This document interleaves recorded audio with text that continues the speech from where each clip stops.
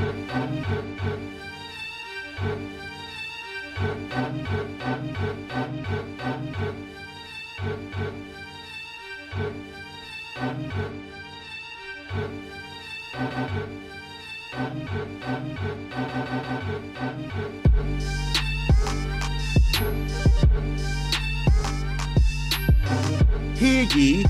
ye, gather round for another edition of Young Kings Wrestling, featuring the Phillip Banks Memorial Summer Soundboard. Welcome to the Nuck If You Buckingham Palace. As always, I am the thespian TC Fontaine, aka TC Light, aka TCF Baby. Please say the baby. Joined by King Reek, House of Havoc, first of his name. Welcome back. Yes, sir. My man Reek is remote this week. Yeah. I'm moving today. You know what I'm saying? Gotta be in two places at once. Yeah, man. My man had to step outside the palace. So, you know, we got the motorcade. And he out here doing business. Yes, sir. And listen, man, you know, it's a PLE weekend. So we try to get the resident PLE guest host from the Smacking It Raw podcast, the HWBIC, the Warden Matt Ritter is back again. It's been a minute. It's been like 20 weeks. Oh, snap. Oh. Uh-oh. Ladies and gentlemen, finally the Rack has come back to the Young Kings Wrestling. See, I heard that TC was upset that he missed me on Wednesday when he came to the She Lead Showcase. So I figured, why not show up and surprise him? Plus, Reek always loves having me around. Yeah, you know, we gotta keep the vibe, you know, fresh around here. You know what I'm saying? So, yeah, man. Hey, shout out to the Rack. Finally.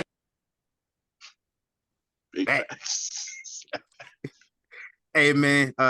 Young Kings Wrestling Podcast is powered by W Energy. If you're tired of the crashes and jitters that you get from your usual energy drinks, make sure you try W. It's a clean energy drink designed to give you focus without any of the downsides. W has zero sugar, fillers, artificial dyes, hidden ingredients, and unique custom flavors. We can't do that this week, man. You out. Nah. You got a little delay. Oh, damn. All right. Never mind. See, you over here talking over the ad read. Hold on, let me run that back. W got zero sugar. It got zero fillers, zero artificial dyes, zero hidden ingredients. And the most important part, they got unique custom-made flavors, which sets itself apart from the rest. Listeners of Young Kings Wrestling receive 10% off with the code YK Wrestling at checkout. But we got a little prize, a little gift at YKWrestling.com from W. So experience the clean energy of W. Get your W on, man. Subscribe to us at YK Wrestling on YouTube and everywhere else on social media at YK Wrestling. Platforms and merchandise links available at YKWrestling.com. Welcome again, the Rack. Listen, ladies and gentlemen, we don't care if you go to YKWrestling.com. As long as you use that link and you get your W, you can snort it, you can drink it. We don't care what you do with it. Just use the code and get you some W. Because W is fantastic. I prefer y'all don't snort it. Listen, sometimes, you know, you have to do what you have to do. If you need that energy now, TC, drinking it and mixing it just doesn't work. Sometimes you just need it now. All right? Hell, you get a can too. We talk about enough people that snort on this podcast, so, you know. We don't necessarily advocate for that. None of that, right. Man. Hey, happy Kurt Angle Day this past week. We do any cookouts, y'all? Yeah. No cookouts? Yes, sir. Yeah. Hey, listen, we got literal record-setting temps out here. I'm not grilling. I wasn't outside. Listen, all week long, bro. It's just nonstop. I'm not ready for it. Yeah, man, we're talking about some 120, 130 degrees around here. No. Oh, hell no. Yeah. Listen, I don't even want to go to work. I'm about to see, hey, look, can I work at the crib for the next couple days? Like, what's up with it? 120. No, y'all got me bent with that.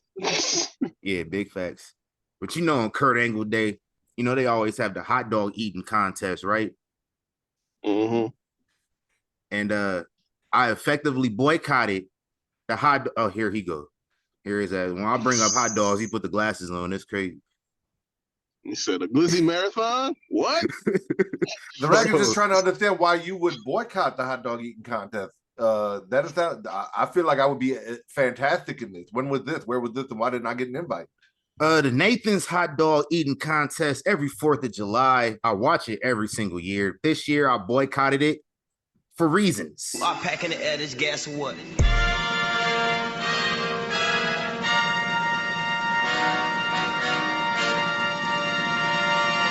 Peasants, you peasants. Why you boycotting the hot dog eating contest, TC? I'm gonna tell you why. Because Nathan's hot dog eating contest, bring that ass here. Boy.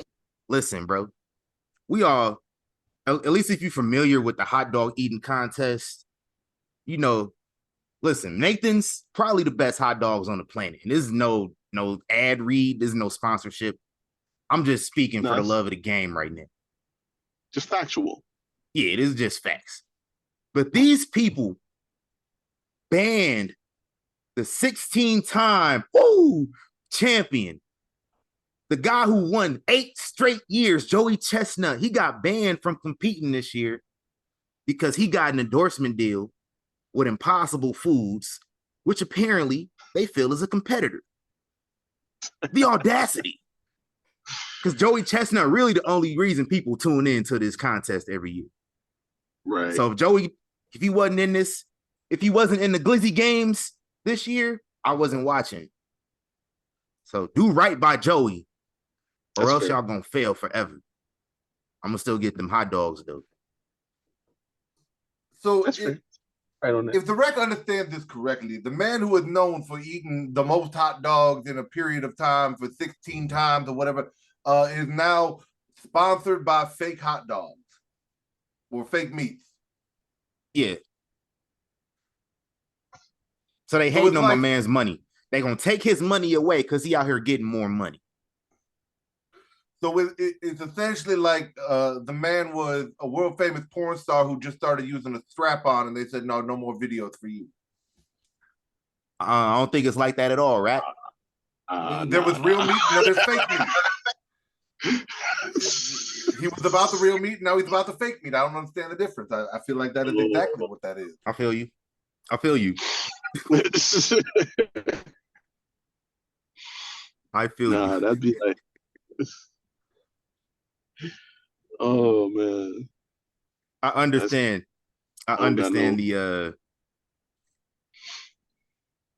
Anyway. That's all I had to say about that. Let's talk about this week in wrestling history, y'all. Couple things, not too much. 1996, Bash at the Beach, the NWO formed for the first time. And I'm going to try to not talk about one individual from the NWO for the rest of this show. It's just too easy. It's too easy. It's too easy to talk about that. So we're not talking about it. Yeah, but in 2002 on Monday Night Raw, in the main event, undisputed champion, The Undertaker, defeated Jeff Hardy in a ladder match for the world title. Supposed to be Jeff Hardy's breakout, but shout out to this Undertaker plush doll that the Rack has over here. Mm-hmm. Yeah, it's supposed to be Jeff Hardy's breakout, but if anybody gonna step on their toes, it's Brother Nero. Speaking of Brother Nero lost to Broken Matt Hardy in the first ever Final Deletion match. Said a lot of people believe that's the OG cinematic match. Basically. I would say halftime heat. Rocking Mankind. I mean, you could argue that. Outside of that, though. Yeah. This is the first real cinema, though. This is the first real, like, cinema match. Yeah. Like halftime heat was like the precursor to cinematic match. Like that was the first step in getting to where Matt took it, and then pandemic, we just flew into the rest of the shit. Facts, man. What was your favorite cinematic matches from either the pandemic or Final Deletion? I remember they tried to do some shit with the Wyatts and New Day one time. That was kind of interesting. Yeah. The Rack's favorite cinematic that he has ever seen actually is technically the matches first. Rack. It is a match. Hold on. It is technically a match. All right. It is technically the first ever cinematic that the Rack ever watched, which was China is Queen of the Ring. It was her and 9 dudes in the middle of the ring. The Rack thought it was fantastic. That is my favorite. On a televised wrestling program, what has been your favorite cinematic match? The Rack would then go with the Firefly Funhouse. No, it would be the Undertaker's last match, last ride match. Boneyard? Yep, the Boneyard match. That is the one. Yeah, Boneyard match. I'm split. I'm split because Firefly Funhouse was like crazy. You know what I'm saying? With everything that they put together creatively, it's like, damn. Because the Boneyard was fire, but then it was like the next night we got this whole thing with, and it just became a whole fucking journey with John and, phases of his career, and then the whole NWO thing. I'm like, bruh, I don't know. It's like 1A, 1B, Boneyard, Firefly. I can't pick between the two of them, honestly. Yeah, both of them happened, 24 hours after each other. I would say Firefly Funhouse is one of my favorites. I've watched that match a good handful of times in the last 4 years. It's like watching a movie, bro. Like, that is where I'm divided, though, because the Firefly Funhouse, it does not feel like a match. Like, the Boneyard match was a match. There was the pinfall and the moves and all of that. The Firefly Funhouse, it was more like a short film or a movie than it was a match. Hey, we still got a 1, 2, 3 at the end of it, though. That make it a match, low key. They did. High key. Hey, let's get into these birthdays, man. Happy birthday. Happiest birthdays to the biggest hater you know, Bret, the Hitman Hart. Happy birthday to Bret Hart. Happy birthday to Lil Nate. What's up? These awards kind of ramping up a little bit, so I don't know how long he's gonna have that. Yeah, I don't know either. Listen, it's a 2-man race as far as I'm concerned. It's 2 niggas playing tennis at this point. You see, that's all it is. Hey, we got another guest. It's working. A word. Hi. Young Zoe's in the building. Welcome back, Zoe Ritter. Hey. Shout out to Zoe Ritter back in the house. Happy birthday to Lil Nate Charles Robinson. Barry Windham, happy birthday to him. Sid Vicious. Hey, what happened to Sid Vicious? Where he been at? I don't know. Whatchamacallit? I seen, like, I guess his Twitter was hacked or something like that. He was putting out some crazy tweets for the longest, but that was the last thing I even. And I think that was a fake page, actually. Right. So that's Sid Vicious. No. What happened to that boy? What happened to Sid Vicious? Happy birthday this past week to Scotty Too Hottie. Turn it up. Yes, sir. Yeah. And Adam Cole, baby. Yes, Happy birthday to Adam Cole. My man's is what, 34? 35? I think it's 35, yeah. Man, it's old out here, man. Yeah. Yeah, man. And I'm doing this as a joke, and I was, I think the Rack is checked out for the rest of the episode, possibly. Say hi. But hi, Zoe. The say Rack, The Rec can't be here with present company. Yeah. With that being said, because I feel this was a perfect time for the Rack to chime in on his last birthday. Happy birthday to Lars Sullivan. What happened to that boy? Nah, we don't need to know what happened to him. Wherever he went at, he needed to stay there. True. Big facts. Nasty. Let's hit up the royal address of rumors. What I got right now.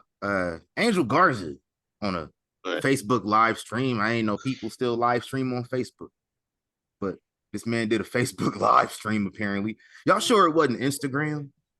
We on occasion still stream live to Facebook. I feel like that's crazy. That's crazy. Y'all still stream Facebook. I feel like it's Instagram. It had to be Instagram. Either or. He announced that he signed a new contract with the WWE. They gave him an offer he couldn't refuse, apparently. Shout out to that. Get my guy on TV. This dude, look, we recording right now, Matt. You can't be putting a hurt lock on kids now. You gotta do that off camera. Why is it like the red, orange, yellow, green, blue, and purple? Because I have it just set to red. Why? Because I like it just red. But I know. Set it to purple while she in the room, man. She the boss right now. Because you like red and black. I do like red and black, and that's why it's red and black. No, that's red. Yeah. But hey, we're doing a show, so shh. Shout out to the kids, man. Hey, she got more airtime than Malik in 2024. I think that's right. It's got to be. Because she was here like earlier this year too. Yep. That's crazy. Mm-hmm. Damn, Malik. It's tough. It's tough out here. And I don't know, Reek, if you want to introduce this one or not. Bad Blood? Oh. Yeah. Because I don't know how you feeling about it. yeah, man. Listen, as announced by Metro Boomin, yes, that Metro Boomin, the one who don't trust nobody, but I guess he trusts in Atlanta PD's finest. Metro Boomin and Cody Rhodes announced the return of Bad Blood for the first time in 20 years on the 27th anniversary of the inaugural Bad Blood, which featured the first ever televised Hell in a Cell match between The Undertaker and Shawn Michaels. That was on my brother Reek's birthday. Back in the day. And it's going to be on his birthday again, which about maybe a month ago, 5 weeks ago, he said it. That crystal ball be working. I'll tell you. What'd you say in the group chat yesterday, bro? When I put out a rumor or something like that, I put out something that's likely to really go down. I'm not gonna come out here and blatantly lie to y'all for $15 a fucking month. You know what I'm saying? Like other people, because the price is $15 now. Yeah, atrocious, nasty. Price work. of the brick went up. You know what I'm saying? Okay, you did promise us a rant about that, Reek, last night. You gotta be at the crib. It's not even that. It's hot out. I could rant. It's just like it's funny because I even snipped this and I forgot to tweet it too. Because this motherfucker actually put out about 24 hours ago that the main event last night was supposed to be Priest and Rollins. He's like, confirmed the main event, Money in the Bank, Damian Priest, Seth Rollins, the world title. Y'all pay $15 a month for that. I just need y'all to know.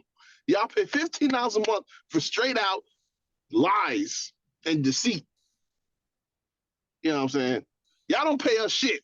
And at least I told y'all the truth. You know what I'm saying? Terrible. Terrible business.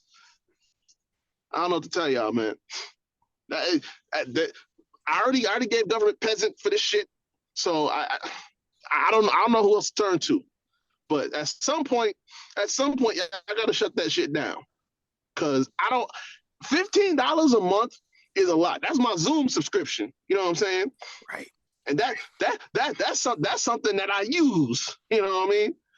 So $15 for lies is there's gotta be something in the fucking Constitution that just like, nah, you clearly violating something here. So y'all gotta work that out amongst yourselves. Somebody gotta handle this business. But I don't know. That ain't me. I'm just a dude that get on here and talk about wrestling. You know, like many different things of value you can get $15. Like $15 is my renter's insurance every month, bro. Man, listen. Like $15, you can get you a 10-piece wing meal with fries and a drink. Right. You can for get you a large more. pizza. For $1 more, you can get HBO Max every month. Yeah, that do an cost entire streaming service is $16.99, and you guys are paying $1 less for his bullshit. It's crazy. Hey, they raised the price up for Max. Mm-hmm. Hey, thankfully I don't gotta pay a dime. I got mine for my phone bill. If you don't mind ads, you can do $9.99. Yeah, we got the Black Friday special. Ain't nobody paying that much. Man, I lucked out. When I got my new phone bill, it was like, hey, Max come with it. Say less. Because these streaming prices getting outrageous. By the time Raw get to Netflix, we're gonna be paying like $20. Oh yeah, I'm about to listen. I think I get Netflix for free with my phone too. So I might have to look into that around, come January. With ads though, because they said, oh yeah, you can have Netflix free. I'm like, cool, I'm gonna cancel the subscription. I'm gonna do that. It's with ads, and I can't do the ads. Listen, the older I get, the more I'm able to tolerate ads. I ain't gonna lie to you. You know who ads are egregious though? Disney Plus. Like if I have to fast forward to a part that I missed, or like maybe I fell asleep and I want to go back and rewatch it, and they're like, oh no, I already watched this part. If I skip on Disney Plus, they will play the ad over again. That's the bullshit. That's crazy. And do that. Disney Plus will play an ad right before they run credits if you're watching the show. Like, why you gotta fit these ads? So you gotta fit an ad break in before I watch credits just to run ads again before the next episode? Yeah. Like, that's robbery. Mm-hmm. I don't care. Yeah, I don't care if it's a discount, it's free. That's robbery. That's what I'm saying. That's why Disney's in the credits. damn shape that it's in, because of bullshit like that. Oh God. Currently, right now, the standard version of Netflix without ads is $15.49, so 50 cents cheaper. That's that bullshit. I paid $12 for no ads for years. Right. Y'all tripping. Then they jumped up to 14, and I was like, yeah, nah, can't do that, brother. Yeah. Shout out to Peacock for keeping it gangster all these years, man. They think they had like one price increase the whole time. Yep. I hope I didn't speak too soon. Hey man, what we watched this past week? Yeah, you done said some shit. They tapped in. Big facts. This past week, I was on Peacock watching some Money in the Banks because it's Money in the Bank weekend. So I got to 2014. Dean Ambrose and Seth Rollins. Ooh, they came a long way in the last 10 years because damn, these boys' promo game was kind of bad in 2014. Kind of. You didn't realize how bad it was. It was like Seth cut this promo and it was just like, it was just bad compared to like how you cut a promo now. Confidence just wasn't there. It was like it was reading off a teleprompter, something like that.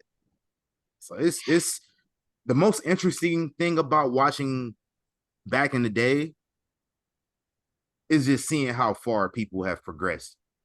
Because like even Roman's promos are just god off in like 20. Oh, listen, that's all people talk about. Everybody wanted to get on Roman and the suffering succotash stuff, but like nobody was really standing out on the mic at that time. Nah. He just had the worst writers, realistically. That's the only thing. Yeah, the whole writing team back then was pretty bad. I think I would say in the last like 4 years or so is when the writing team really kind of got it together. I think there was more trust in it because even going back to like 2018, I remember they were in Philly and they had Trish and Lita go out there and cut a practice promo in Philly. Mm-hmm. And it was just so bad. It was like, we get it. Allen Iverson, Philadelphia, we understand. But it was just dragging them. And I was like, somebody corny was like, hey, we're in Philly. We should do an Allen Iverson reference because this is where the Sixers play. And it just went over horribly. Trish and Lita did the best they could with it. But like, don't write no bullshit like that for them no more. Right. They Hall of Famers. Do right. Big facts. So, yeah, watch Money in the Banks, man. Damian Sandow. That guy. We don't care about. What we don't care about. Yeah, we don't. What do we care about? We don't care about Damian Sandow. That's so funny. That was great timing. Because I was kind of gonna say that. Like that was. Well, at the time, Damian Sandow, he was all right. He's all right, but he's not real. Right. Like on paper, the gimmick was genius, honestly. No pun intended. You know what I'm saying? Like it had that potential, but somewhere along the line we were like the stuff that he was doing was Cody had my attention, but we Rose just Scholars. Yeah, like we was going somewhere with that, but I don't know. At some point, we just kind of got off track, and it never kicked back up from there. I did like Mizdow. That was fun, but like Mizdow was what it was. I don't know if he thinks that like Mizdow should have been bigger, but like you were literally cosplaying another guy. Like, how much further could you have taken that past what it got? Yeah. I couldn't see you winning the Intercontinental or the US. Nah, it wasn't hitting like that. Nah, I don't think it ever did, honestly. Cool. Yeah, it was cool for what it was. But yeah, we check that out. What y'all watch this past week? I've been watching NXT. I started at like the beginning of NXT to get caught up to like when we plan on starting it for Return to Wrestling, which is like 8 seasons in. And first and foremost, Peacock, everything in the NXT seasons, yes. I want to show them my dress. You can show them your dress while Daddy talks, all right? There you go. Everything in the Peacock seasons. Fire. That's a fire dress. PC said it's a fire dress. Is all screwed up. Like season 1 and season 2 are mixed together. Season 2 only has 2 episodes. And I think one of them is actually season 3. Like everything is out of order. Like all the episodes are numbered right, but the dates are all mixed up. Like it's all screwed up. It has been impossible to watch. I'm on, I think, season 5, which is NXT Redemption. By the way, also, this is all terrible. I don't know how you guys watch this and stayed wrestling fans through all this because it is all bad. But, everything's screwed up. Like I will go from May 31st to August 5th. Like it is not good. Yep. Yeah, it is kind of jacked up. It's hella jacked up. You might have better luck on Hulu. Possibly. I mean, that's why it took so long for me getting back into it. For what it's worth, I only watched the first 2 seasons of the game show NXT. Yeah, it's bad. They got to get that together. I didn't even get through the second season. I barely got through the second season, and I realized the third season wasn't going anywhere. I turned that shit off. I want that. What? Yeah, the dates are all pretty jacked up right here. Y'all tripping. People pay $9.99 a month for this, $10.99 for this. Oh, there goes EC3. Forgot he was. Yeah, EC3 was there. There's so many people, and then there. What? Brodus Clay was in. I forgot about that. What are these? That is the bracket. Oh yeah. Later. Why? Kids are so funny. They just want to know everything. Yeah, man. Shout out to kids. Y'all check that WrestleMania documentary? Oh yeah. Yeah. El Cappington. Real talk. Listen, yeah, y'all think everything in that documentary is real. And shout out to Triple H. Because like that's what he do. He made y'all think like everything in there was on some legitimate shit. And y'all just listen. I like getting work. But like sometimes I can accept when I'm getting work and just kind of fall into it. I can get invested in a work easily, even if I know it's a work. But y'all get invested in it and don't realize it. Y'all say, oh, Cody went into business for himself. No, he didn't. You think he would have got rewarded if he did that? No. No. I say this all the time, man. Act like y'all watched this shit before.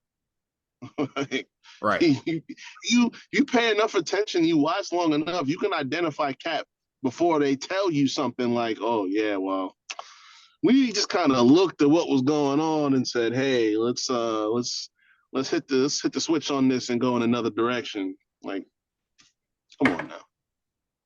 Hey, so The Rock is in there wearing this damn silk shirt, maybe cost like $700, something like that, $800. Yep. He got the shirt on. He got this damn couple gold chains on. And then the glasses just topped it all. And he said, I went to Nick Khan, I went to Triple H, I went to Ari. I said, if the fans are upset, I can't allow that. Get out of here, Dwayne. You knew what you was doing the whole time. Right. Like, please miss me with that. You know what somebody be like when they be talking and then they start laughing a little bit too much in the middle of what they're saying? Like I caught that. I caught that when he was saying that. He was like, I called Nick and I called Triple H and everyone, and I said, you know, here's what I'm thinking. You know, we can truck through this and do this main event and get all the eyes and the business onto this WrestleMania, or we can do something different. like nah, man, you sound a little too unsure of yourself right now. I caught you. That chuckle is a good like little mechanism to buy you a couple seconds to formulate and let your lie buffer in your brain. I mean, at least in the end, they made the right decision and did the right thing, and we're all happy, right? Did they? They did. But did they though? They did. I was one for saying that we easily could have killed two birds with one stone. Like they felt like they were doing something rewarding by saying, hey, let's put all four of these guys in the same picture together and have a tag match, when you could have just said, hey, Cody's the Rumble winner, so he's got to face whoever the champion is on night 2. You want to do Rock Roman, you get it out the way night 1. Everybody's happy. Whoever wins the title for that night is going to see Cody on night 2. You get your main event, you get all the eyes and attracting and your marketing plan, all this other shit gets right there on that first night, and then your people get what they want on night 2. Y'all like taking time to do shit, but it's okay because we getting Mania 41 in Vegas with Rock and Roman, so I ain't complaining at the end of the day. Are we though? What if we don't? We better be. We better be shit. Because if we don't, I'm gonna really have to double back. Well, would you like me to take this time to discuss something about the Samoan Dynasty, where I think everything is going, that we talked about in the group chat you told me to say for this show? That's what we're here for. Sure. Go ahead right now. We can do that. So as long as it don't bleed into Money in the Bank. I will avoid any Money in the Bank spoilers. I listen to Young Kings Wrestling every week. I hear everything you guys say and all the talk about Rikishi being a bad father, how he should have got involved with the Jimmy and Hold on, Jay say that stuff. again. Say that again. Rikishi being a bad father. That part. Getting involved with the Jimmy and Jay stuff, getting involved with the way Roman was treating his boys, how he never stood up, right? And then also, I remember specifically hearing how he'd be in interviews chopping it up, wearing Solo Sikoa shirts when his kids were going through all this turmoil. Now, I don't know if you've noticed, but of all of his children, the one that most looks like his father, it's Solo. Yep. He's got the blonde hair. He even, has the same body type and shape. Rikishi's out here supporting his favorite son, one might say, staying out of the other's business, supporting his favorite child. Now his favorite child is the head of the table, or is he? Because all I've heard, fantasy booking or whatever, is we're getting bloodline civil war in War Games. That's what everyone thinks. That's what everyone wants. And on one side, we have two Tongans and two Samoans. We have Jacob and Solo and Tama and Tonga. And that's Tama Tonga and Tonga Loa, not Tama Tonga and Tonga Tonga. So over there, you got those four. On the other side, if we can get Jay back with Jimmy and Roman, I mean, the only other person who's actually got blood in this that's currently with the company is Dwayne. And in my eyes, because we know that Rikishi did it for The Rock, right? That's what happened with Stone Cold. That's what Rikishi does. He does it for The Rock. The Rock is the mastermind behind all this. He puts Solo there as a placeholder for him when he turns at War Games on Roman after being a part of Team Roman to set up their match for WrestleMania 41, establishes himself as the real tribal chief who's really running it. And we find out that Rikishi let all of this happen because his true loyalty is to the real tribal chief, Roman, or Rikishi.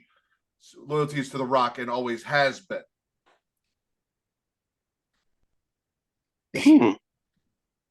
Okay. Hey, cut the check, Nick. Listen, you just spit something right now. Fantasy booking prophecies is kind of my thing, but you got that, man. I can't touch that. I'm with that because I've been saying this the whole entire time.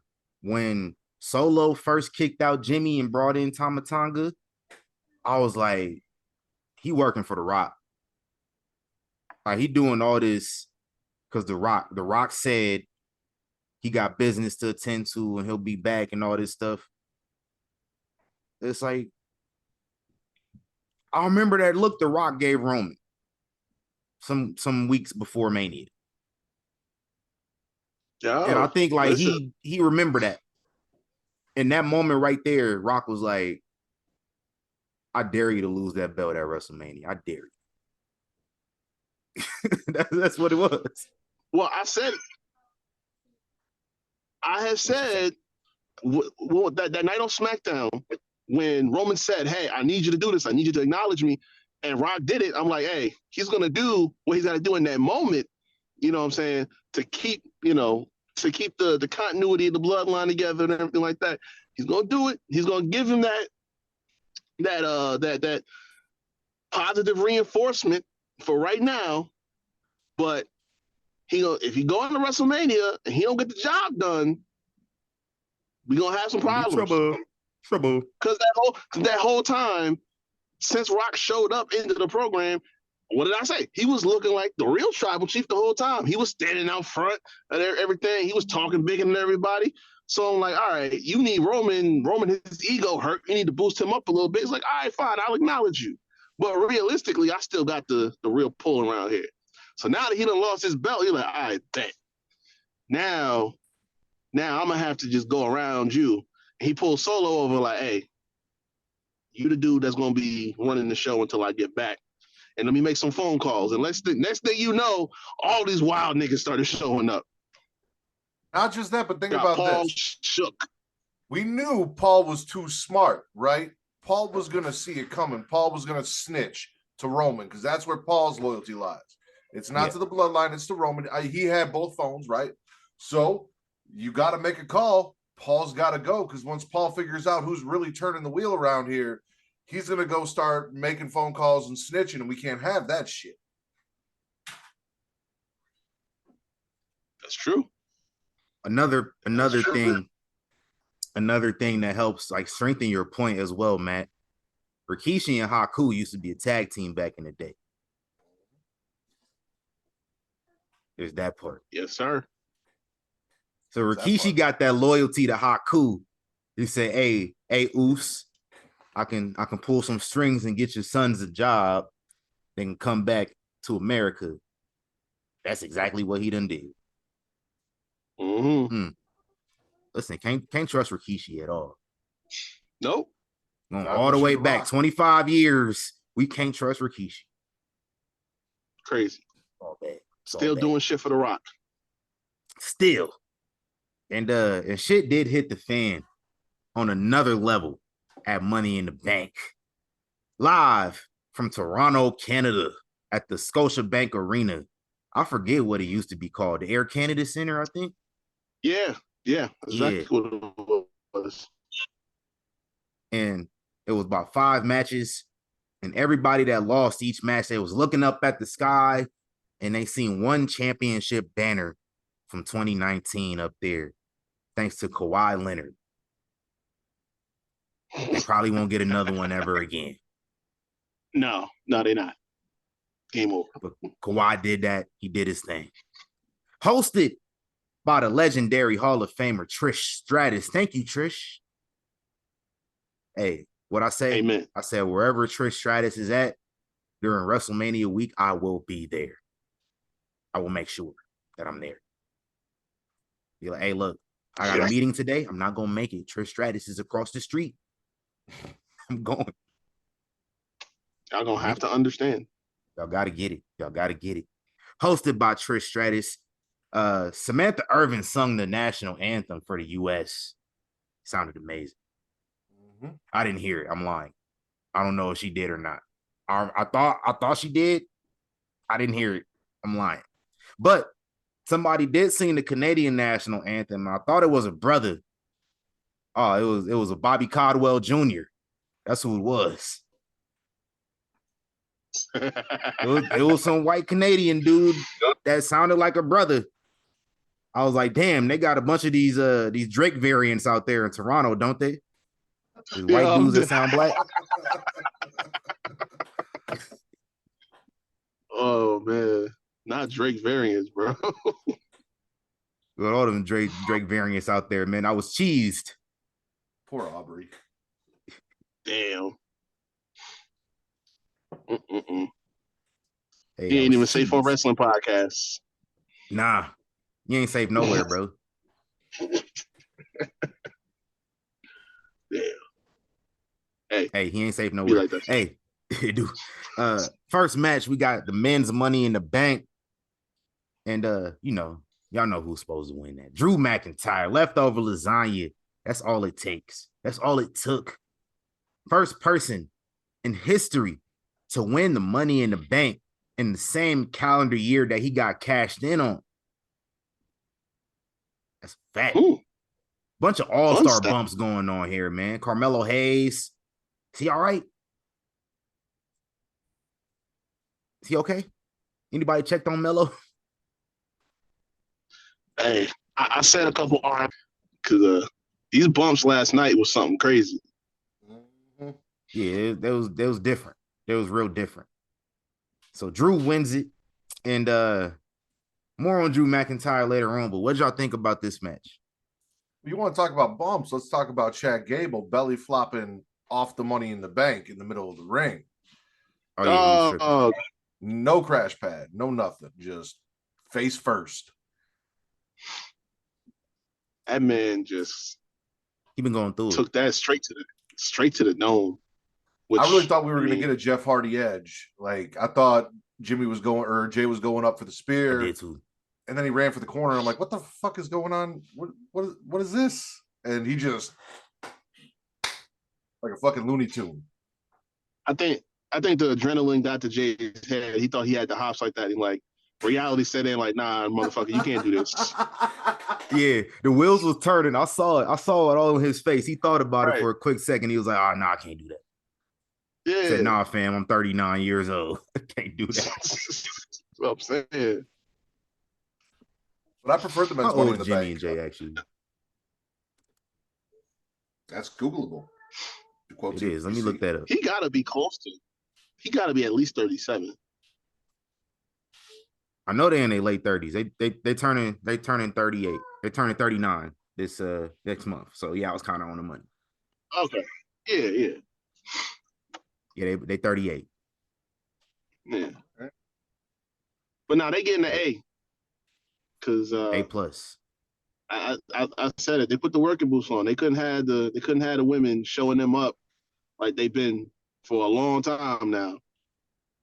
And they said, let's just go out here. Let's just try to kill each other real quick. That's what happened. Yeah, they had to go on first. Like the women been going on first all these shows and putting on the best match. And so they had to answer to it. So now they can make the first move. I don't know how successful it was personally, but it was a decent strategy. It was a decent strategy. It was kind of tight. I ain't gonna lie to you. Like it was hard to pick who was like really doing it. You know what I'm saying? Because the women just getting crazy. We gonna get to it, but them spots where the bumps was bumping. Big fact. Zoe, earmuffs. Just earmuffs. Earmuffs. A motherfucking plus because of what we got later on in the night. Perfect booking. Fantastic match. Loved all of it. Okay, you're good, baby. Good job. Thank you. And next match for the Intercontinental Heavyweight Championship, Braun Breaker loses to Sami Zayn. Sami Zayn retains the championship yet again. Lord. Again. A fucking again. Nothing new, nothing changed, same old shit. Same old fucking shit. Again, this man beat Gunther. Ended a legendary reign by Gunther. Beats Chad Gable multiple times, right? Am I tripping? Yeah. Beat him a couple times. At least two. Yeah. And now he's beating Braun Breaker. I understand Braun Breaker's a rookie, but I saw Braun Breaker kill a god 3 weeks ago. You tell me he can't kill you? And that's a damn shame. Couldn't believe it. F. Big F. All the way from the basement. F. F plus. Like, listen. Forget the fact that he killed the dude, right? How much longer are we going to keep pretending that Sammy is really him? Sammy's really Rocky. Sammy really David beating every Goliath in the fucking drawer box. Like, how is that going to keep happening? He never should have been good in the first place. That I'm never going to forgive. But Braun came up. This is two-time NXT champion. This was the dude that came up probably with the biggest rocket on his back out of the latest group of call-ups. So this is that guy that you put in here. You made the big thing about him being that a high draft pick, comes in there and you flip the switch on him right away. You gave him that real not giving a fuck heel energy. He just run up, kills everybody. He wasn't a king of the ring, so he had to let somebody feel it about that. Spared motherfuckers. He murdered Ricochet out the company. You know what I'm saying? Like, you don't put a dude on that trajectory as a monster heel and say, oh, fuck it, it don't matter. Sami Zayn is the Intercontinental Champion. He wins in Canada. Game over. We need to address something because, again, F, agree, but also we've talked about the Natalya conspiracy. We need to talk about the Sami Zayn conspiracy because, not only did he beat Chad Gable twice when he shouldn't have, he dethroned Gunther from a legendary reign. Now he's beating Braun Breaker.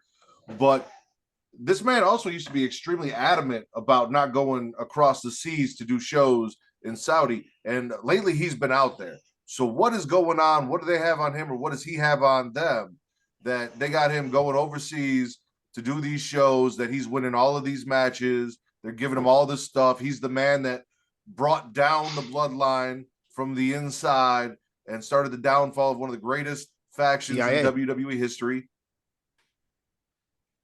He worked for the CIA. See, we right there. I got you right now. Sammy is the informant that went to the feds on Vince. Hey, Spoiler alert. Listen, one thing non-wrestling that I've been watching for the last couple weeks, I watched back Snowfall. Again, this is like my third time watching Snowfall. Is that starring Tony and the Khan? CIA. What's that? Is that starring Tony Khan? This guy. No.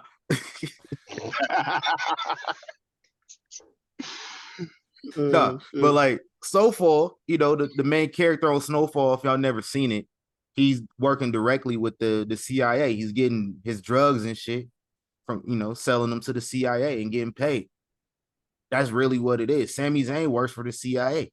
Now, the real answer to why he's going to Saudi Arabia all of a sudden is because the relations between Saudi Arabia and Syrians are much better than it was before, which he kind of feared for his life if he went over there.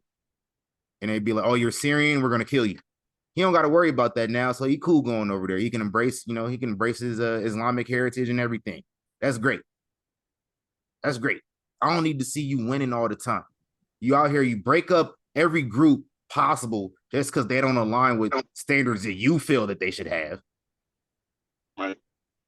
Like, that's egregious to me. It's like typical police behavior. I would expect this type of behavior from Cody Rhodes, not Sami Zayn. This is me. But Cody don't break up groups. He formed groups. And he kind of broke up the bloodline a little bit too. Like Sami Zayn did all the hard work, and Cody just kind of finished it off. I can't say he broke them up. He said, I want the belt because Roman had it. And when Jay left SmackDown, he was like, hey, let me find you a home, Moose. You over here with me on Raw real quick. So I can't fault him for that breakup. That's what manipulators do. That was all Sami. That is what a manipulator does. But I'm digressing. Sami Zayn defends his championship successfully another time.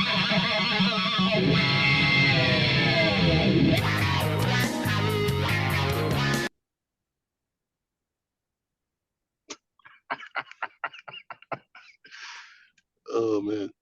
Sammy Hogan out here. References so far? I think that was my third or fourth. Damn.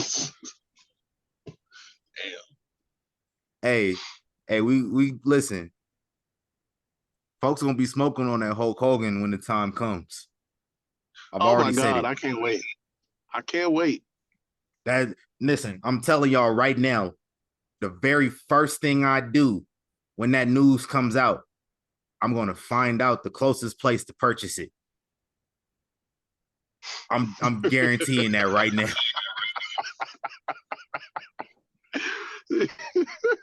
I don't know if you can see this. You see that name right there at the very top of the list? Oh, you got Mongo on there? I do have Mongo on there. Type of Chicagoan are you? Mongo played for the Packers too after the Bears. So okay, you know, yeah, that's it is also what it is. He played for the Patriots too. Mm-hmm. Yeah, no, that number one, 3 years running in my Deadpool. Just waiting for that point. Just waiting for that point. Who the second name you had on there? Elizabeth Waldo. Who was that? She's like 97 or 98. She's a writer or some shit. I don't know. Damn. A lot of it's research. They have to be famous, but they don't have to be like famous as long as they've done something. That's the only qualification. 40 former president currently running is also on that list, fingers crossed. Hey, and Darby Allin was high key, I got both them niggas.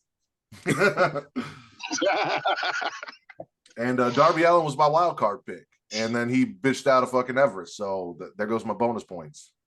Damn shame. Where'd Jimmy Carter fall on your list? Somebody else got him. I didn't get him. Come on, Jimmy Carter's still fucking alive? Yeah. Mind you, I seen they put him on hospice last April. That's what I'm saying. Like, I thought he was done after that shit. It is July. It's 13. It's like 13, 14 months after that. That's crazy work. Y'all tripping. Listen, I ain't gonna go full throttle on it yet, but My pack in the air is guess what? Triple H, you did two things in 24 hours I did not appreciate. Because we live in an unfortunate reality where Johnny Gargano, Sami Zayn, and Cody Rhodes all have championships at the same time. All right. Damn. Now, Cody, listen, I'm gonna admit, I put a little bit, I put a little bit on the Cody Rhodes stuff. You know what I mean? Like he I just didn't like the methods he took to get where he got. That's when I started turning on him. I was like, hold on, I ain't really fucking with this. But before January, I was cool, Cody. He was all right. The other guys, though, listen. Now, TC, I forgot to do this because I had a few drinks last night, but Johnny Gargano's tag team partner. You can wave that flag all you want. I don't give a shit. Johnny Gargano's tag team partner is known as the Sicilian Psychopath. And this isn't Johnny Gargano Sicilian too? Probably. So, we're just. You know who's also Sicilian, Matt? Who? Roman Reigns. Mm-hmm. That is true. He is. You know who's not Sicilian? Cody Rhodes. That is true. I'm just saying. That is true. And Roman had a beautiful run, and we were very proud of it. But every run has to come to an end. It is what he said he's proud of it. He just found this out when I told him a couple months ago. I mean, when you found out that Kiana James and Sol Rooker were black, you were happy that they were black. You were supporting them after you found out. I don't understand why just because you just find out you can't be happy. They're not Roman. They didn't have a Roman reign, pun intended. we can speak on this in a little bit though. After this match, we get Trish Stratus comes out there, and she introduces the GOAT, John Cena. She introduces. Did we expect John Cena to show up? I didn't. I got every time John Cena makes a. I didn't know. I don't listen to the rumors and all that good stuff. So like, whenever y'all hit me with a surprise John Cena appearance, this me right here.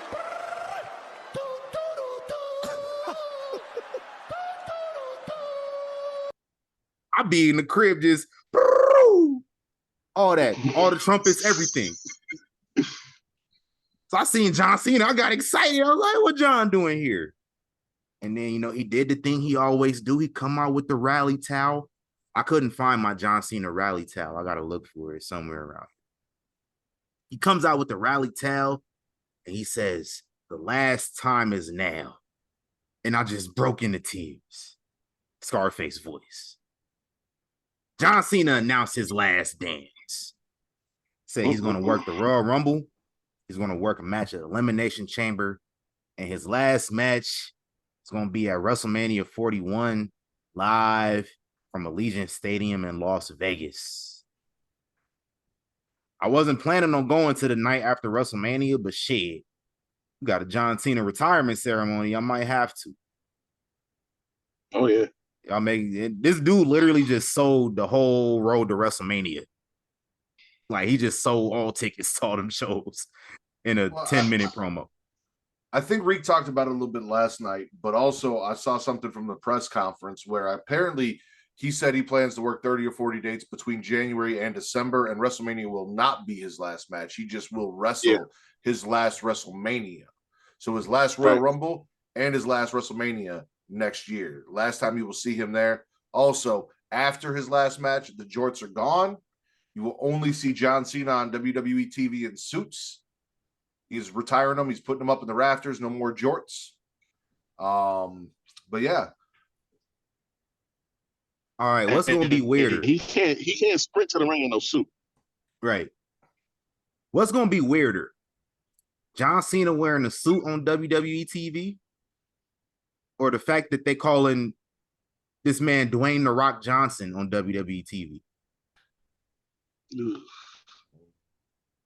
Or the fact that they call this man Paul Levesque on WWE TV. That's weird as fuck to me. Yeah, no, I feel like Paul's probably the most egregious. I've gotten used to Cena in suits because he's in suits everywhere but WWE TV. So, like, whenever you see him, even you watch Total Divas, he was constantly in suits. That's all he wore was suits if he wasn't on. So, like, that I'm kind of used to. Dwayne "The Rock" Johnson, again, with all of the movies and the fact that he was not The Rock for like his first 5 years in Hollywood. Like, he just was Dwayne Johnson and left the Rock thing behind after he like. He was Dwayne "The Rock" Johnson. Was he Dwayne "The Rock"?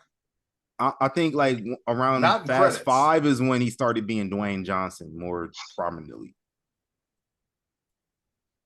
Yeah. But then even with like Young Rock and all that, like you're used to. But Paul Levesque, just not get that Paul Levesque shit out of my face. Get that Paul Levesque like shit he don't got to stop being Triple H just because he runs shit now. Right. Your name is Hunter Hearst Helmsley. Has been, always will be. Cut that bullshit out.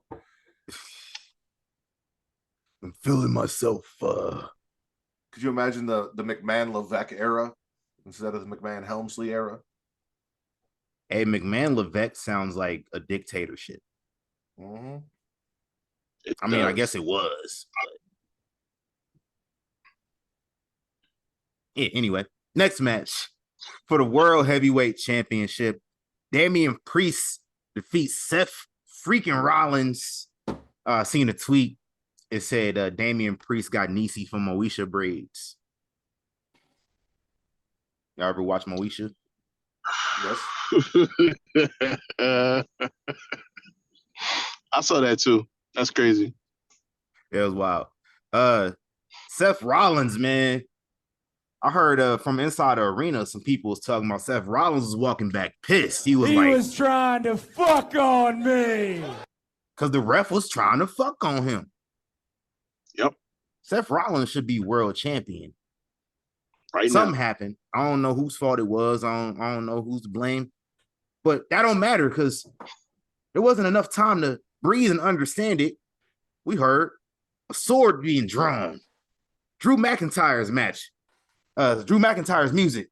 He come out there with the briefcase and he cashes in mid-match. So only the second time where the championship, the briefcase is cashed in the middle of a match. The first time, obviously, with Seth Rollins at WrestleMania 31. But listen, literally over CM Punk's dead body will Drew McIntyre be world champion. Goddamn right. It's like that. It's really because like listen, this man multiple times has flown to another country to make sure that this man does not win a championship. You can't out-hate a guy who follows Jim Cornette and Bret Hart. You just can't. You can't do it. Nah, man. When you book international travel just to fuck with your ops, that's next level haterism. I'm sorry. I've never been out the country, but I hear some horror stories about customs sometimes, and sometimes people don't like going through customs. The fact that he's willing to go through customs just to fuck over your ops. Drew McIntyre got suspended indefinitely for assaulting Adam Pearce on the post show, which like Adam Pearce kind of had it coming. I ain't gonna lie. I mean, just for existing, Adam Pearce had it coming. Am I wrong? He's that wrong? GM that we say all the time. we say all the time he's not adept at his job. So sometimes there are consequences that come with that. And when Drew Mack gets pissed off, that's going to be one of them consequences. Actual and factual. Wrong place, wrong time. Like, that's on you. You should have known better. You've been around. You see how this man is. Listen, I'm gonna go A plus plus. I'm not gonna go all the pluses just because of the ref botch. We're gonna knock it down a couple pluses because they did count that 3 count and then pretended like they didn't, and we all saw it. I don't know if it was the audio who was supposed to run Drew's music before the 3 count, or if Damien was supposed to kick, or who fucked up where, but somebody fucked up, and we all saw it. They brought the lights up and everything. If he was supposed to count to 3 and then it wasn't supposed to be a triple threat match, whatever the case was, wherever the change came in, somebody fucked up. So we're not going to, but again, we talk about haters. This man is a huge Bret Hart fan. There is almost no bigger hater in the world than Bret Hart. Bret Hart takes every opportunity to shit on Goldberg that he has. I also respect CM Punk's petty. Reek and I have been on the same page with this CM Punk Drew thing this entire time. He's not doing this for no reason. Drew has been asking for this. Drew will not let shit go. Drew will not drop the bullshit. If he had just shut the fuck up and left things the way they were, he might have walked away, but he didn't. He hurt the man. He put the man on a t-shirt. He came out and said he prayed that he was injured. He keeps showing up and attacking him after getting his receipt. Like, everything CM Punk has done has been a receipt, right? And then you just keep coming back and restarting the beef. Like, can't just leave it equal and move the fuck on. So they playing tennis. Drew screwed Drew. It is what it is. Yeah, listen, man. I understand Drew where he was initially coming from, but he's lost the plot. He lost the plot months ago, actually. He lost the plot as soon as he won the belt at Mania. Like, that should have been the end of it. But it's bigger than that, apparently. It's bigger than the title with Drew McIntyre. He's the last one to understand it. I said it last night. You look a grown man in the eyes. He's sitting up there. His arm is in a sling. You know what I'm saying? Tricep meat off the bone like some slow cooked ribs. And you look him in the eyes and say, "I prayed for this." There's no peace after that. There's no peace. Like, and honestly, you just violated that man. This man for months was trolling CM Punk after he got hurt. And even at WrestleMania, Punk sitting at that commentary table, he was going to let it slide. He said, look, you won the title? Cool. All right. It's all right. Like, you did what you wanted to do. You got to get the fuck out of my face, though. He told him to get out of my face. And Drew walked up and he see what shirt I got on. I appreciate that. I had to rep the haters, Shout out to him. Man. Shout out to CM Punk. Gotta do what you gotta do. Facts. I'm gonna need that cell match soon. Bad blood. Listen, I know what CM Punk said. I know what he said. He said, Hell in the Cell match as our first match. Get out of here with that fantasy booking bullshit. I feel like we can't have nothing less. Like, you gotta put you niggas in the cage and just go at it. Like, at this point. Any other time, I'll be like, nah, that can't be the first match. And this is why I said last night, I don't give a fuck who else is on this card at SummerSlam. It's in Cleveland. You can give me what I want in Cleveland. You know what I'm saying? That match needs to go on last at the end of the day. So if we're not going to do Punk McIntyre at Bad Blood, you do it at SummerSlam. And if you got to put the cell in SummerSlam, damn it, you do that. It's the best story. It goes on last. Got you in, bro. Go ahead. Thank you, Rick. I agree. I have a far worse yet million times better idea. Let's fantasy book and correct something from history. Let's put them with the current partnership in a UFC ring and let Punk get that win in the UFC cage. Let's do that. Let's put him in the octagon and let Punk go over in the octagon. Just get one. Let's give Punk one in the octagon. Bro. No, you're gonna piss Dana White off so bad.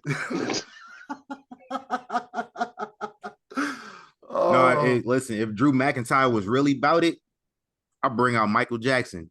Not Michael Jackson, but like the Michael Jackson CM Punk lost to. Mm-hmm. But that's what I'm saying. Like Michael Jackson, Mickey Gall, like we get all of them out there. have him talking shit, put him in an octagon. First and foremost, we wanted the octagon instead of the NXT Underground when NXT went to we can do this. It would be at first. You know, Triple H kept saying the landscape is changing after Money in the Bank, right? I don't know how. Octagon match in the WWE? Yeah. We've had Lions Den matches. We've had shit. Let's do it in the octagon. Let them and let it feel real. Let it feel like they're really fucking fighting, right? Like, oh hi. I love it, man. Hey, I mean, I could see that. Yeah. Hey, look, listen, we got choices. Everybody got choices. We can do that. Hey, I got a question, guys. What time is it? It's Tiffy time. Tiffany Stratton wins the women's Money in the Bank ladder match. That's been my choice for months now. And I said it. I've been saying it. Women, they always have the better specialty match. And just because the men went on first this time that wasn't gonna change nothing. The women, they don't give a fuck about their bodies, apparently. They don't. I saw somebody die. Hey, man. Hey, I saw 2 people die. I saw multiple deaths. Like, hey, Zoe Stark. Boom, boom, boom, boom, boom, boom, boom, boom, boom. Chelsea Green. Boom, boom, boom, boom, boom, boom, boom, boom, boom. It's a damn shame. Yeah, we had tables. We went crazy. First off, Zoe took herself out, and then Io did that shit at the end. Like, I don't know if she over-rotated or what she was doing on that one spot, but she did that flip, man. Her whole head just clicked the back of that ladder. Like, God damn. She got tombstone by John Cena. Damn.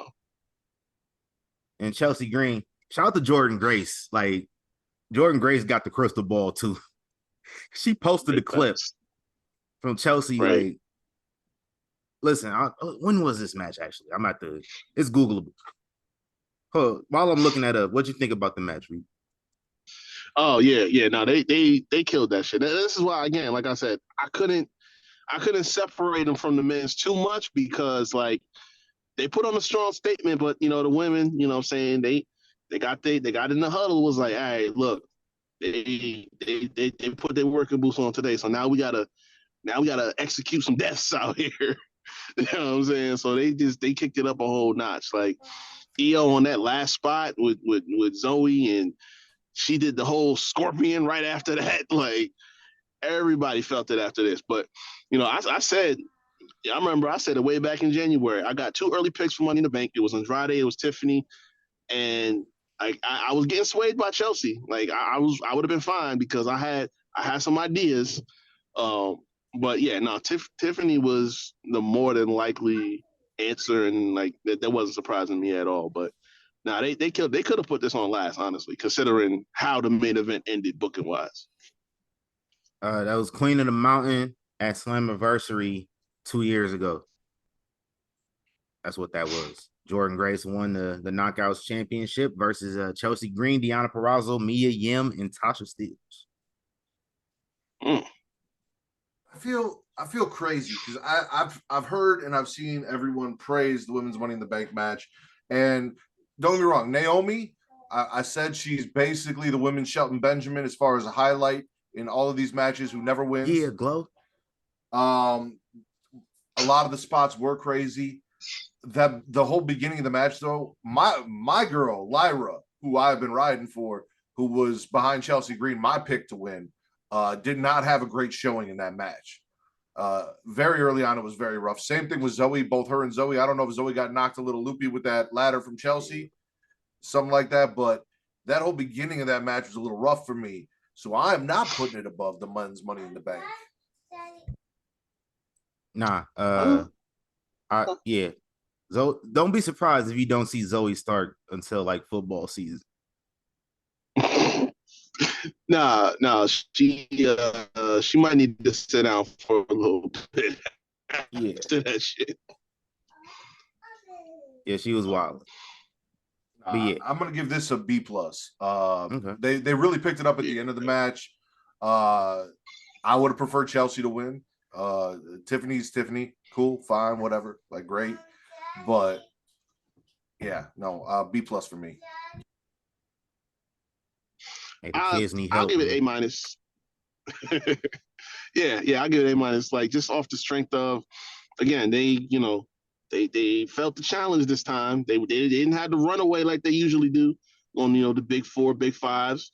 So it's like we gotta up the game a little bit. Tiffy, listen, if it was either her or Chelsea, either one there was no wrong answers in between the two of them. So you got it right with this one. Big facts. Let's go to our main event, guys. Because listen, if Cody Rhodes has 1 million haters, guarantee I'm one of them. If he has one hater, it's me. If Cody Rhodes has 0 haters, that means I've been permanently compromised. The permanent end. If the world is against Cody Rhodes, I am with the world. And if the world is for Cody Rhodes, I'm Tupac. Me against the world. Damn. Poetry, y'all. That's crazy. And that man took that L right in the middle of that ring. Solo Sikoa. 1, 2, 3. He did it for Las Vegas, y'all. Solo Sikoa said Roman Reigns couldn't defend the family's legacy at WrestleMania. And Solo Sikoa, he did it with no problem. He defended the family's legacy. He got that lick back. So now I'm going to need him to do it again in Cleveland for the world title. I'm going to really celebrate. I'm going to need y'all to stall out Tonga Loa too. Because just like Zoe Stark, he had the Zoe Stark syndrome. He was knocked loopy at one point. So, like, I guarantee if you knock loopy, you're not going to be able to do nothing. Zoe, you're not going to do nothing the right way. I'm going to edit that out in post. Good girl. Edit that out in post. Oh, man. Hey, no, I was until you mentioned the part when he got knocked loopy, I was gonna be like, hey man, we gotta get him back in the lab after he gonna hit that man in the cheeks. Pause. Like, what's going on with you? No, like I saw that and I was like, what was that about? And then I seen how he looked when Randy hit the RKO on him, like right before Randy hit the RKO. He had no idea where Randy was at. Like he was trying to figure where he was at. And I seen that look in his face. I was like, I've watched enough wrestling to know that is a man who's not there. So like I was just like, all right, that probably has something to do with the low blow getting fucked up. I'll stall them out. It's all good. Players fuck up, especially when they got a concussion. That spot sounded crazy too, now that I think about it. Yeah, I'm about to run it back all the way, but like I was like, yeah, he not there. I'm gonna give this an A+ just because the bloodline got the dub. We back. Hey, listen, I want y'all to put the word out there that we back up.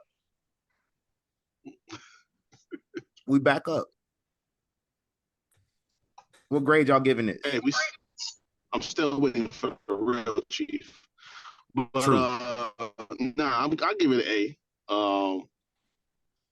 I was waiting for one or two things, you know what I'm saying? Well, when the show started, I found out that, they was putting Sika, put Sika to rest. So we wasn't gonna see that. But I don't know. I guess we're not gonna get the heel turn from Randy, at least not yet. So I don't know. We might be getting Solo and Cody SummerSlam. But no, they was working. You know what I'm saying? That motherfucker Jacob is a wild boy. You know what I'm saying? He ain't told nothing down when he get in this ring. So I'm here for that. We gonna be cooking. Him and Kevin is gonna go crazy. If it happened at SummerSlam, I'm here for that. That's a no-brainer to book at SummerSlam. I don't care. You do that match at SummerSlam, bro. Got to. As a Cody Rhodes fan, I'm also giving this an A+, because I am a fan and just because they made the right decision at the last WrestleMania doesn't mean this man can't ever lose a match, especially when the storytelling is Now, Reek said something on my show last night about how CM Punk versus Drew McIntyre has to main event because Paul said that the best story main events. Now, over on Raw, that is the best story. Over on SmackDown, this is the best story. And if we have either Dwayne or Roman returning at SummerSlam, I will be okay with either Cody and Solo main eventing with the return of Roman or Drew and Punk main eventing at SummerSlam, because that's what everyone's predicting is Roman coming back at SummerSlam to straighten some shit out now that things are getting wild. My question for you guys is, were they right about Jacob overshadowing Solo, and was it a good call to keep him off TV this long? I mean, I don't think he's been around long enough to say that just yet. I think he's done enough to make an impression early on so far. But clearly there's still a hierarchy there that's kind of still clear, and Solo's clearly still top of the hierarchy. So he hasn't overshadowed him in that respect. In ring, definitely. He showed out. That was his first match, right? Last night? Yeah. So yeah. And if you've never seen Jacob Fatu, you was like, yo, but like I think he was putting a little bit more on than I've seen him do before. That's what happens. You got to show out your first match on the roster. I think it's really been like a slow burn effect to it, because like Solo, and we said this last night, Solo went out and just got his recruiting hat on. Now that he the last man standing, said, let me get some killers around here, because motherfuckers I got around me right now ain't getting it done. But we just like increase the threat level each way. Like Tom will pull up. You know about him if you watch outside WWE. Then his brother, you know what I'm saying? Like, all right, we got G.O.D. in the building. Okay, cool. But then like that last warning level threat is, oh shit, Jacob here. Now it's really crazy. Now we got the full set. So yeah, I wouldn't necessarily say overshadow. I think it just kind of just kept climbing the stairs up. So now we at the point where it's like, you know, oh shit. You know what I'm saying? Paul is dead. You know what I'm saying? It took till Jacob getting here to be like, all right, now we gotta kill this boy. Yeah. Now, ask me this question in a couple months. We're gonna see how it look. Well, but right what now, I meant was, is he overshadowing him, but did they do a good job of waiting to build Solo up? Do you think if this guy debuted back when Tama showed up, would he have been, if he was there instead of Tama, would he have overshadowed Solo before we got him to where we're at now? Probably. Yeah. So it was a good idea to hold off on bringing him in, make him last. Yeah, we had to make Solo look more of a threat, and especially now, like he just pinned Cody. He definitely looked like more of a threat now, because before it was just like, man, we know you really just you're not really about that, like, you know, that's Roman's spot, but now he really solidified himself for sure. So you take the ball and run with it. You see what he can do. Yeah, I think I know where he used to wrestle at.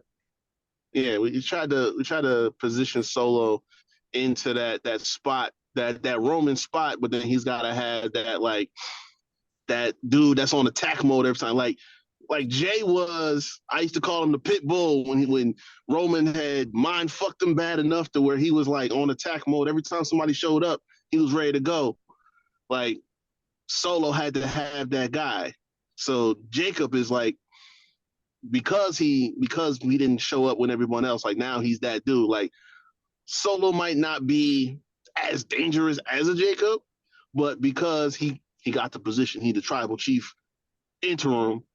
Now it's like, okay, this is that dude. Like when all else fails, I'm gonna turn to this motherfucker and I'm gonna let him loose, and then all the shit gonna get knocked over. Facts. So I liked the show last night. I don't know what y'all thought about it, but I enjoyed it. It's been a good show. Bad IC title booking aside, it was dope. You know what I'm saying? Like we got Trish. Yeah. Like they already solidified this a while back, but like Big Five is where we at now, and they firmly in that spot. This was one of their hits, because they don't have many misses on Money in the Bank, especially in the last couple of years. But this one was definitely up there. I can tell Triple H don't really care about that briefcase. He It's the don't. third year in a row. He don't, but I said it last night. I understand in this respect because if Gunther is going into SummerSlam and he's going to do what we expect him to do, I don't want a Money in the Bank knocking that title reign down. I don't want that to get hindered or stopped because this person cashed in, so they're going to have like a 3-week run or something like that. Nah, if that was your way of getting that out, of getting the briefcase out the equation and advancing the Punk Drew story, I'm okay with it. But then that means Gunther got to win at SummerSlam. Also, one other thing that's understated. I forgot to talk about this with Priest and Rollins. Not only did CM Punk cost Drew McIntyre the title, he cost Seth Rollins the title too. He did. And so that, we that's what we talked about last night. Like, that story is still there, and they still got that unfinished business because they were supposed to have that match at Mania. So now, when Drew is done with Punk is going to probably go right into the feud with Seth, because I don't know how long this shit is going to drag out once they start actually scrapping. Right. So we're going to see, man. It's going to be a fun time. Shout out to SummerSlam, Summer WrestleMania. That's what it's feeling like. We excited. Unfortunately, it's in Cleveland. Yeah. Right. Not much to get excited about with that. Sorry to my peoples from Cleveland, but it is what it is. SummerSlam is like the Midwest show now. Like, they do all the shows like Midwest shows there. Yeah. Pretty much. Like, it was in Detroit, Cleveland, Indianapolis. Where they going next year? Chicago gonna have a stadium by that time? Not by next year, no. The year after that? Maybe. We'll see. Gonna have them people over there by the lake, man. And next year they in Minnesota? Is it Minnesota? I think so. So then they Indianapolis a year after that. So Chicago it's still in the Midwest though. No. India's next year, and then Minnesota's the year after that. Mm-hmm. So by the time they finish them, Chicago might be ready. We might have that stadium built and everything figured out. Hopefully. Chicago, they deserve something. So yeah, no, we don't have a location next year, actually. No. It's Minneapolis in 2026. And then Indy, they don't have a date yet. Rumble's in Indy next year. So we don't have a date or a location announced for SummerSlam next year. But listen, I don't know who should get it. I don't think Chicago gonna get it. Somebody in the Midwest probably.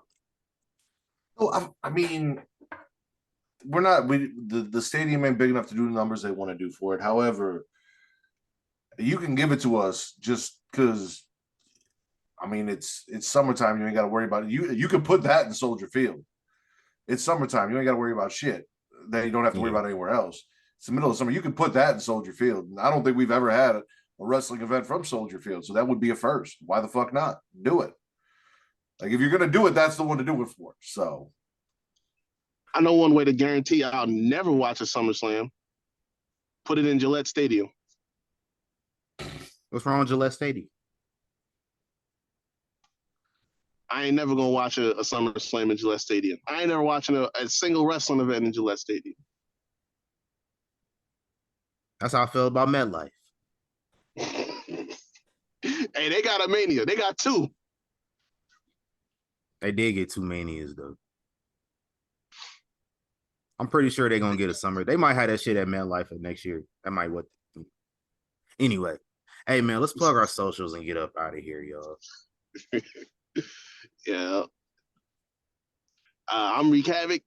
You can find me at Reek Havoc24 on Instagram and on Twitter. Also, go check out the Havoc Hour where I talk sports and entertainment on all streaming platforms where you find Young Kings Wrestling, Google, Anchor, X, Spotify, Google Podcasts. The video version's up on YouTube, and all the content is out right now. And you guys can follow me on Twitter at Matt Riddler, MATTRIDDER, for your wrestling content, at Getting Off for your horror content. By the time you guys listen to this, the latest episode of Smack and Raw will be available featuring Reek Havoc and Miss Katie Kinsey Bay, as well as the latest episode of Getting Off, Katie Horror Showcase 4, where we talk Children of the Corn 4 and the latest in horror news and rumors. So please come check those out. You guys can catch me everywhere else on socials, Instagram, Threads, TikTok, and Blue Sky at Smacking It Raw. And I am the thespian TC Fontaine. Follow me at tc.fontaine on Instagram. Follow Young Kings Wrestling at YK Wrestling. And of course, my photography, foy.flicks. foyflix.com is the website. You can check that out at. And Young Kings Wrestling is everywhere at YK Wrestling. I said everything backwards. My fault. Players fuck up. That's what happens. Now, this is the part where, like, before the show's supposed to end, where we talk about some random shit, right? Like, and then it drags on for another 5 minutes. That's because I never got to ask you who you thought John Cena was going to end his match against, like have his last match. My bad. I didn't mean to play that. I'll stop it. Hold on. What happened? I never got to ask you who John Cena had his final match, who he should have his final match against. Reek said your boy Cody Rhodes. I said either Trick or Carmelo. I'd like to know who TC thinks John Cena should have his final match with.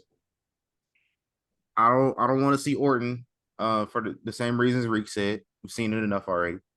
I mean, I wouldn't mind seeing it like, early on. But I think John Cena's last match, damn, I don't know. Cody does make the most sense, I think. So you might just have to make it be Cody. Heel John Cena, though. I need a heel John Cena. You ain't gonna do it. You might as well do it. You might as well do it, John. But see, the reason he gave for is like he probably not gonna do it is because basically most of my fans, we all adults now, but it's like even the ones that aren't, they got a strong bullshit-o-meter. So it's like they know it's not gonna be real. They know it's not gonna be sincere. So it's like the level of heel he'd have to go to. It's like it's the same shit that Cody said when he did that interview this week. He's like, listen, if you want a heel out of me, it's like y'all gotta think about what you're asking for, because it's gonna be some shit that's probably gonna be uncomfortable for y'all to see. It's the same shit. It's the same shit with John. It really is. I have two things to say about that. One thing, the counterpoint what John Cena said, that didn't stop The Rock from turning a couple months ago. That's the first thing. Number two, Cody Rhodes in my eyes has been a heel all year. What's the difference? This man this man is the police.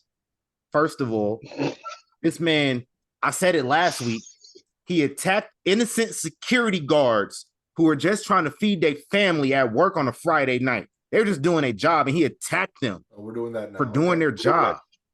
Yeah. This man talked about how Roman couldn't beat him without help. This man needed help to beat Logan Paul. He needed help. He needed his mama's help to beat AJ Styles. I don't care what anybody's saying about that. Both of them can turn heel, and it will be no problem. That just means they don't have faith in themselves to be able to do their jobs correct. That's all I'm hearing. So Cody a bigger heel than Sami Zayn? I ain't gonna say all that.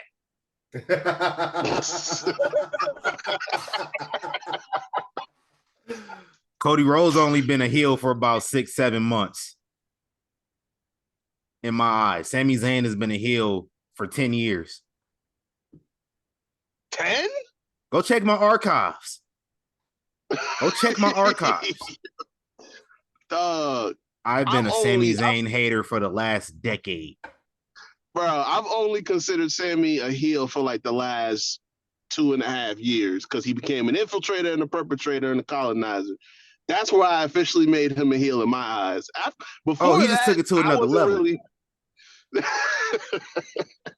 It was like he was a heel just for the reasons, but then he just became COINTELPRO. He used COINTELPRO tactics to break down a legitimate family. Damn. No, you're not a colleague. You a fucking colonizer.